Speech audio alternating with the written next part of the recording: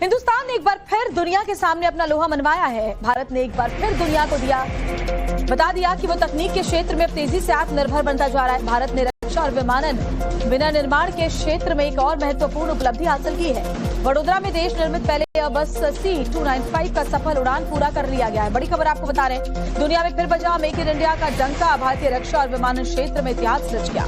देश में बनी पहले एयरबस C295 की सफल उड़ान हुई है। वडोदरा के असेंबली लाइन से C295 की सफल उड़ान ये बताने के लिए काफी है कि भारत कैसे आत्मनिर्भरता के क्षेत्र में, रक्षा क्षेत्र में भी तेजी के साथ अग्रसर है, जिसे भारत के रक्षा उत्पादन और मेक इन इंडिया अभियान के लिए एक बड़ी कामयाबी माना जा रहा है। इस विमान को भारत में ही तैयार करने का लक्ष्य मेक इन इंडिया और आत्मनिर्भर भारत के बड़े विजन से इसे जोड़ रहा है। कुल 40 C295 विमानों की इस परियोजना का पहला विमान अब डिलीवरी के करीब पहुंच चुका है, तो देश के रक्षा उत्पादन क्षेत्र में एक ऐतिहासिक मोड़ माना जा रहा है। एयरबस डिफेंस ने एक पर जानकारी देते हुए बताया कि भारत में निर्मित पहले C295 सैन्य परिवहन विमान ने सफलतापूर्वक अपनी पहली परीक्षण उड़ान पूरी की है। कंपनी के अनुसार ये उड़ान विमान के उत्पादन के बाद होने वाली परीक्षण प्रक्रिया का एक महत्वपूर्ण चरण है और इससे कार्यक्रम को आगे बढ़ाने में मदद मिलेगी।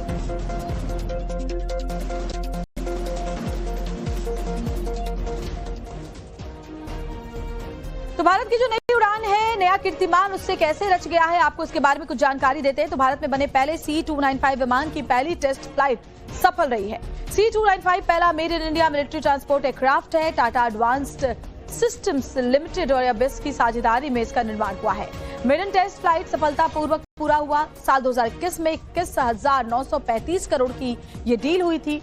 डील के तहत इंडियन एयरफोर्स को कुल 56 C295 विमान मिलेंगे। 16 स्पेन से डिलीवर हो चुके हैं, बाकी जो 40 हैं वो भारत में ही तैयार हो रहे हैं। तो बड़ी खबर आपको बता रहे हैं, और इसकी सफल उड़ान के साथ एक और कामयाबी हासिल हिंदुस्तान ने की है। इसके अलावा आपको भी बता दें कि समंदर से लेकर पहाड़ तक C295 की दहाड़ है। उसके बारे में कुछ और खासियत ये समझिए कि C295 medium tactical transport aircraft है। पुराने AVRO 748 विमानों की जगह अब ये लेगा। ट्रूप्स, कार्गो, मेडिकल, इवैक्यूएशन, साथ ही पैरा ट्रूपिंग के लिए इसे परफेक्ट माना जाता है। इसके अलावा हर मुश्किल दुर्गम स्थिति में भी ये बेहतरीन काम करेगा। हिमालयी, नॉर्थ ईस्ट, अंडमान निकोबार में शानदार उपयोगिता इसकी हो पाएगी। केवल 320 से 670 मीटर से ही टेक ऑफ और लैंडिंग करने की इसमें क्षमता है। 70 सैनिक और 50 पैराट्रूपर्स, 24 स्ट्रेचर्स से ज्यादा और साथ ही मेडिकल स्टाफ या 5 लाइट व्हीकल्स ले जाने की इसकी क्षमता है।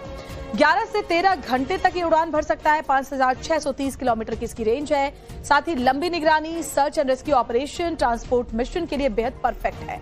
ऑल वेदर वॉरियर है ये, यानी कि किसी भी मौसम के लिए बिल्कुल परफेक्ट। दिन रात हर मौसम में इसे आसानी से ऑपरेट किया जा सकता है। इस तरह से इसे तैयार किया गया है। हो चुके हैं, बाकी जो 40 हैं वो भारत में ही तैयार हो रहे हैं।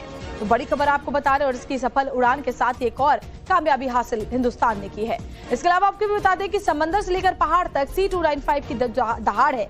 उसके बारे में कुछ और खासियत ये समझिए कि C295 medium tactical transport aircraft है। पुराने AVRO 748 विमानों की जगह अब ये लेगा।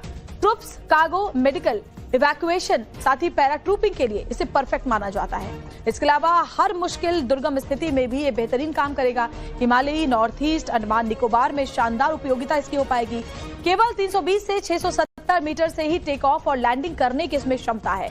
70 सैनिक और 50 पैराट्रूपर्स, 24 स्ट्रेचर्स से ज्यादा और साथ ही मेडिकल स्टाफ या 5 लाइट व्हीकल्स ले जाने की इसकी क्षमता है। 11 से 13 घंटे तक ये उड़ान भर सकता है। 5,630 किलोमीटर की इसकी रेंज है। साथ ही लंबी निगरानी, search and rescue operation, transport mission के लिए बेहद परफेक्ट है।